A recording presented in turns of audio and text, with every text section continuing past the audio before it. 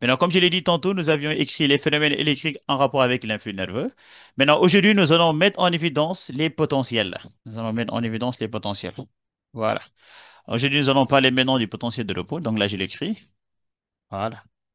Donc là, c'est venu. Donc, potentiel de repos. Et également, nous parlerons un peu de potentiel d'action. C'est bon. Donc là, je mets à la ligne astérisque en rouge le potentiel de repos. Maintenant, bu potentiel de repos, jeunes gens, comme le nom l'indique, on va se rendre compte qu'ici, il n'y aura pas d'excitation. C'est bon jusque-là. On va essayer de voir au niveau de la fibre ou bien au niveau du nerf, est-ce qu'il existe une tension? C'est-à-dire, est-ce qu'il existe une différence de potentiel entre les serrés et l'intérieur? C'est bon jusque-là. Donc, je mets ici potentiel de repos. Potentiel de repos. C'est bon. Et là, j'utilise l'autre couleur. Donc, grand 1, mise en évidence. Mise en évidence. Mise en évidence. Voilà.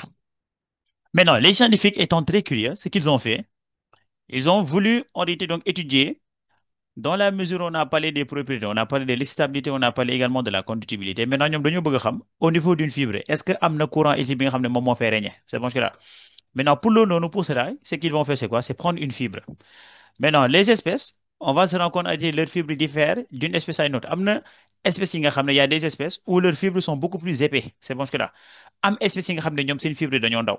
Maintenant, ce qu'ils vont faire pour mieux étayer, pour mieux comprendre en réalité donc la notion, ils vont prendre des espèces où leurs fibres sont épaisses. C'est bon jusque-là. Raison pour laquelle en sciences et surtout en terminale, vous allez entendre plutôt parler de calmar. Donc le calmar, donc c'est un poisson, c'est bon jusque-là. Maintenant, on va utiliser maintenant ces fibres. Pourquoi? Parce que les fibres de calmar donc, sont très géantes. Donc, sont très géantes, excusez-moi. C'est ça qui va permettre maintenant de pouvoir faire donc l'étude. Maintenant, qu'est-ce qu'on va faire? On va prendre donc fibre de calmar. C'est bon. Maintenant, au niveau maintenant du fibre de calmar, maintenant, ce dont on va faire, on va placer des électrodes réceptrices.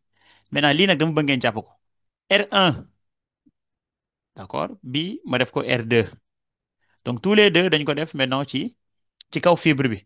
Maintenant, R1, c'est toujours bi nga xam ne c'est lié à la plaque située vers le bas. C'est bon jusque-là. R2, toujours lié au niveau de la plaque située vers le haut. Tu appelles le nom. Là, c'est par convention. Et donc là, vous avez donc l'oscilloscope. Donc, il y a un appareil permettant d'amplifier les phénomènes électriques dans l'organisme. C'est bon jusque-là. On se rend compte que bu ñu defee lii, il n'y a pas de variation, il n'y a pas de fluctuation des électrons. C'est-à-dire les électrons, ñoom dañuy garder même, même ligne. Il n'y a pas de déviation. Donc, les électrons, ici, c'est 0 millivolts.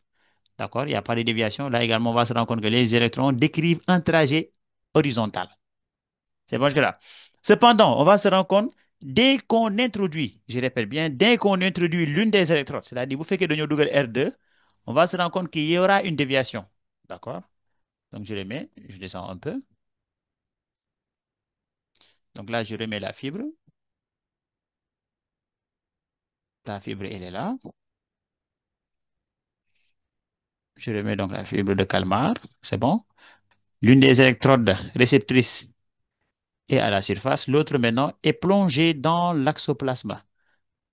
Dans le cytoplasme. C'est bon. Donc là, j'ai dit par convention, c'est toujours lié vers le bas. Là également, par convention, c'est toujours lié vers le haut. Moom mooy nekk R2 bi. Donc R1 ma binaat ko moo nekk nii. R2 ma bind ko moom moo nekk nii. C'est bon. Et donc, on va se rendre compte que bu lii amee, avant que l'on introduise R2, on va se rendre compte que c'était à 0 millivolts. Cependant, jeunes gens de la terminale, je prends même une autre couleur pour que vous puissiez bien faire la distinction. Voilà. Donc là, je remets. Jeunes gens de la terminale, d'accord? On va se rendre compte en réalité que dès avant que l'on introduise R2, dafa nekkoon à 0 millivolts. C'est bon. Mais dès que vous introduisez R2, on va se rendre compte qu'il y aura une déviation du spot vers le bas. Maintenant, je répète, en réalité, donc les spots, leur déplacement, c'est en réalité le déplacement des électrons. C'est bon jusque-là. Maintenant, sachez que les électrons maintenant sont chargés négativement. Maintenant, j'aimerais bien vous demander la question suivante. On a dit les électrons sont de charge négative. C'est bon. Si les électrons sont attirés vers la borne, c'est-à-dire vers la plaque située en bas, dans ce cas-là, selon vous, est-ce que cette plaque se doit d'être chargée positivement ou négativement? Vous levez la main avant de répondre. Oui, Koumbale. Positivement, parce que les corps négatifs sont attirés par les corps positifs. C'est très bien. Très bien. Maintenant, c'est très bien. Maintenant, les autres, vous désactivez. Après, je vous demanderai également, si je pose une question, vous levez la main. C'est très bien. Donc, très bien. Kumba, comme vous l'avez dit. Donc, là, ça va en réalité mettre en évidence le trajectoire, donc la trajectoire, excusez-moi, donc des électrons. Maintenant, cette trajectoire, on va se rendre compte en réalité qu'elle est attirée par la plaque située en bas. Vous m'avez dit tout à l'heure, en classe de quatrième, vous l'avez fait, deux charges de même signe se repoussent, deux corps, donc voilà, de charges différentes s'attirent. Vous faites que donc si la plaque en bas attire les électrons, c'est parce que la plaque en bas est chargée positivement. Ce qu'on va regarder maintenant, cette plaque en bas, elle est liée à l'extérieur ou bien elle est liée à l'intérieur. On va continuer, on continue, on continue, on continue, on continue, on continue, on continue. Buffy, et on va se rendre compte que plaque Bini, c'est elle qui est liée à l'extérieur. C'est bon jusque-là. Maintenant, si cette plaque est liée à l'extérieur, d'accord, et on sait bien qu'elle attire les électrons qui sont chargés négativement, donc cela laisse entrevoir que l'extérieur, selon vous, elle est chargée positivement ou négativement. Vous levez la main, vous répondez. Donc, je répète, on a dit, en réalité, les électrons sont attirés par la plaque située en bas. Les électrons étant chargés négativement, si c'est attiré par la plaque située en bas, c'est parce que cette plaque est chargée positivement. Cette plaque, si on continue, on va se rendre compte que c'est celle qui est liée à l'extérieur. Donc, la question que j'aimerais bien vous poser est est-ce que l'extérieur est chargé positivement ou négativement? Je vous écoute. Vous levez la main. Oui, Liliane? Positivement aussi. Positivement. Très bien. Donc, là, je dis que dans ce cas-là, cette expérience nous a permis de savoir que l'extérieur était chargé positivement. Donc, je connais. Donc, je mets des signes plus pour matérialiser le fait que l'extérieur est chargé positivement. C'est bon jusque-là. Maintenant, d'où hasard? Ce n'est pas un hasard. Quand vous regardez bien, la plaque située vers le haut, c'est comme si elle avait tendance à repousser les électrons. Parce que beaucoup là-bas, ñoom dañuy daw, c'est-à-dire ils fuient la plaque située vers le haut. C'est bon jusque-là.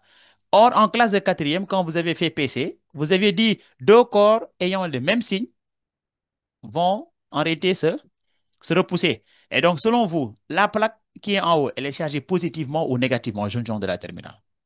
Je vous écoute, la plaque chargée en haut. Oui, Liliane? Négatif. Elle est négative. Et donc, dans ce cas, ce qu'on va faire également, c'est quoi? On va regarder. Quand on... Voilà, donc là, j'ai mis négatif. Maintenant, quand on suit la bande qui est liée à la plaque située vers le haut, on va se rendre compte, c'est celle qu'on a introduite à l'intérieur. Donc, cela laisse entrevoir quoi? Que l'intérieur, quelle est la charge que l'on peut dire au niveau de l'intérieur de la membrane? Oui, Liliane? Négatif. Très bien. Donc, vous voyez. Donc, c'est cette expérience qui nous a permis de dire, un, si on introduit, si on pose les électroréceptrices au niveau de la surface de la fibre, il n'y a pas de déviation du spot. Donc, cela signifie quoi? Que au niveau d'une même surface, vous avez le même potentiel. Moo tax ñu naan équipotentialité. Je l'écris ici, équipotentialité. Monsieur, Équipotentialité. Oui, à l'intérieur, vous avez mis plus alors que c'est moins. merci. Donc, voilà. Très bien. Donc, il y a des gens qui suivent, c'est très bien. Donc là, je mets, donc là, j'ai dit négativement. Très bien. Parce que là, je vais dire la plaque, elle est chargée négativement. Maintenant, je reprends. Donc, aujourd'hui, on a pris une fibre qu'on appelle fibre de Kalmar. Mais au niveau de cette fibre, on a posé deux électroréceptrices. Les deux électrons se trouvent au niveau de la surface. Lorsqu'on fait cela, quand on regarde l'oscilloscope, on va se rendre compte qu'on n'a pas de déviation du spot. Cela laisse entrevoir, cela nous montre qu'en tout point de la surface, vous avez le même potentiel. On parle dans ce cas-là d'équipotentialité. Et jeunes gens de la terminale, je vous même précise que si on mettait les deux électrodes à l'intérieur, c'est-à-dire R1 bu nekkoon ci biir, R2 tamit nekk ci biir, vous allez également avoir le même résultat. C'est pas que là. Moo tax ñu ne en tout point de la surface, vous avez le même potentiel. Cependant, jeunes gens de la terminale, on se rend compte que si l'une des électrodes est posée au niveau de la surface et l'autre, lorsqu'elle est introduite dans le cytoplasme de la fibre, on va se rendre compte que dès l'introduction, vous allez avoir une déviation du spot vers le bas. Donc ici, c'était au 0 millivolts. Et là, la déviation, ça va jusqu'à moins 70 millivolts. Et donc, cela laisse entrevoir quoi? Qu'il y a une différence de potentiel entre l'extérieur et l'intérieur de la fibre. Maintenant, on va regarder maintenant l'extérieur, elle est chargée comment? L'intérieur, elle est chargé comment? Pour cela, on va regarder la déviation. La déviation concerne les électrons et nous savons bien que les électrons ont une charge négative. Si les électrons ont tendance à être attirés vers la plaque située vers le bas, c'est parce que les électrons étant chargés négativement et cette plaque n'ont pas la même charge. Ce qui induit à dire, dans ce cas, que cette plaque, elle est chargée positivement. Cette plaque chargée positivement, on va se rendre compte, c'est celle qui est reliée à l'extérieur. C'est ça qui a induit à ce qu'on dise que l'extérieur, elle est chargée positivement. Cependant, quand on regarde maintenant la plaque située vers le haut, on va se rendre compte que les électrons ont tendance à fuir cette plaque. C'est comme si ça repoussait les électrons. C'est parce que cette plaque et les électrons ont le même signe. C'est bon jusque-là.